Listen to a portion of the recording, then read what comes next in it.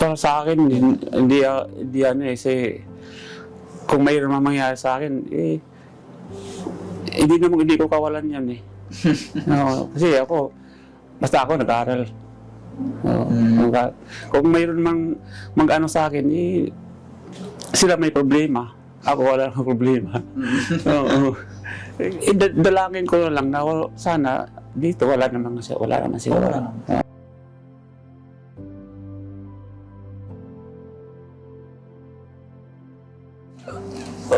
Unang-una, na-inspire din ako sa asawa ko dahil dito siya nag-graduate eh. Makati? Yes, dito siya nag-graduate sa UMAC. Sa UMAC siya nag-graduate ng education. Tapos mayroon pa siyang kurso dito na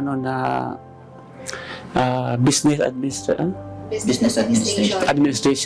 So dalawang kurso siya natapos na dito. Graduate siya dito. So, dito na rin ako kasi usually dito talaga siya nag-graduate eh. So, dito na rin ako.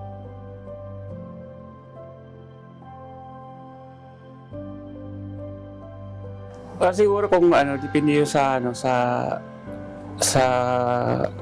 sitwasyon, no? Halimbawa, 53 years old ako ngayon eh. So, matapos ko itong mga 4 years, so 57 ako. So, kung kayanin ko pa sa katawan, siguro mag-take ako ng law. Kung kayanin ko pa. Kung kakayanin ko pa. That's another 4 years, I believe. Mag-law ako. Kung kayanin ko pa. So, pero kung hindi ko na kayanin, yun lang naman eh. Pagdasal ko lang na malakas pa ako that time.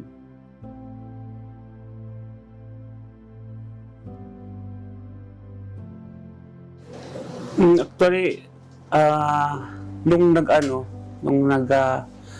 nagbalik-aral ako, since 2020, pandemic, sa ALS. ALS. So, na-inspired ako doon sa asawa ko dahil yung asawa ko teacher. Teacher po, sa Rizal. Sa Rizal. Yes, teacher siya. So, nung time na yun, kasi that time na sa 10 days sa pandemic, wala talagang biyahe kami. So, stuck sa bahay. Mga 3 to 4 months na wala kaming biyahe. So, nasa bahay lang kami. So, yung asawa ko, online sila. Sa isip ko na, kasi bata pa lang ako, gusto ko na mag-aral eh. Kaya lang naulila ako sa magulang. So, that time nag-ano sila, habang pinanood ko, nagtuturo siya. Pagkatapos ng lesson niya, kinakausap ko siya. Sabi ko, gusto ko mag-aral kasi wala namang biyahe sa 10 days. Siyempre yung asawa ko nagulat siya. Parang nag-spark yung tainga niya na bakit ko yun na-open na mag-aral. Tapos sabi niya, sige, walang problema, nandito lang ako, susuporta ako sa iyo kung yun ang gusto mo. Nag-enroll ako in-enroll niya ako sa Rizal, sa ALS. Pero that time, na mayroon ako isang goal na bakit ako mag-aral ulit. So, unang-una, siyempre, kailangan ko ng edukasyon. Kasi matagal ako na-stuck sa pag-aaral. Bata pala ako, naulila na sa magulang. Yes, so, pangalawa, yung mayroon akong gustong gusto ko abutin na kurso na gusto ko mag-aaral. So, naka sa puso ko. Naka-desire na sa puso ko yung political science. Nung bata kasi ako, parang hawak ako ng mga magulang ko eh. Yung mga maliliit pa, hawak ka ng magulang. Oh, ganito paglaki mo, ganyan yung kukunin mo, yung kurso. Pero, siyempre, matanda na, edad na, ikaw na mag-decide eh. So, doon nag-umpisa yung pangarap ko na nakukuha ng program sa political science.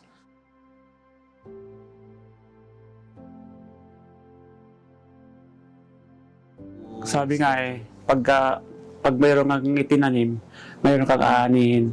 Kasi yun nga yung pag-effort mo na pupunta sa school ng umaga, no? Tapos yung atinan mo lahat ng at inatinan ko lahat ng klase. Wala akong late din. Kasi alam mo yung oras ko, talagang inano ko yun. Time management to. Kailangan pag uwi ko ng bahay, hindi ako aabot ng 12 o'clock.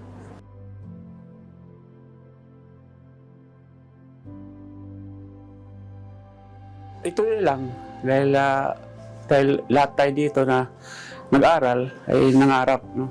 Dumating ng panahon, tayo din yung mag-benefit sa pinaghihirapan natin. Sabi ko nga sa yung nasa senior high school ako, sabi ko palagi doon sa mga bata, tayo,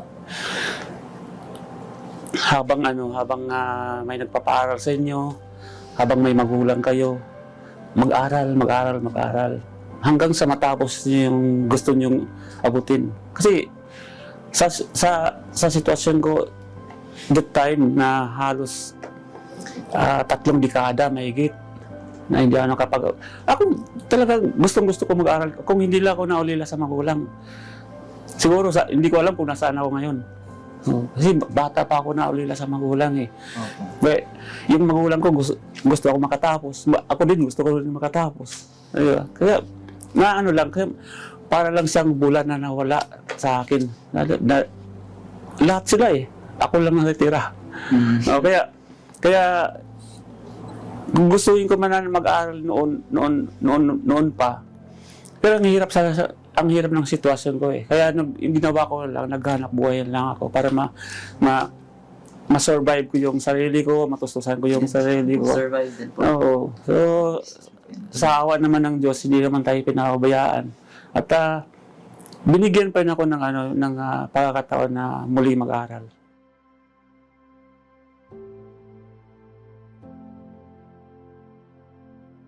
Excited ako na pumasok. So, excited ako na makasama ko yung mga bago kong kaklase. Excited ako na makilala ko yung mga professor ko. Yung akin na pagkakaisa. Ako naman friendly ako eh. Pagkatao eh. Kahit na medyo bata, mga bata yung mas bata sa akin yung mga mag-aaral eh. Pari-parehas lang dito nag-aaral eh. Pari-parehas lang tayo estudyante. So lang yung unity yung kailangan doon. Saka yun lang. Thank you po, Kuya Benji. Actually, your story po is actually a whole representation of what a Makatisan is po. And for that, parang mas masaya pa nga po na through this parang journey na kasalukuyan po na nag-aaral ngayon sa Yuma. Parang ang saya po na makakasama ka rin po namin sa pag-aaral kahit ako po 2 taon na. Pero it's nice to hear po na makakasama po namin ang isang Kuya Benji po dito sa pag-aaral sa University of Makati. Thank you. Salamat talaga.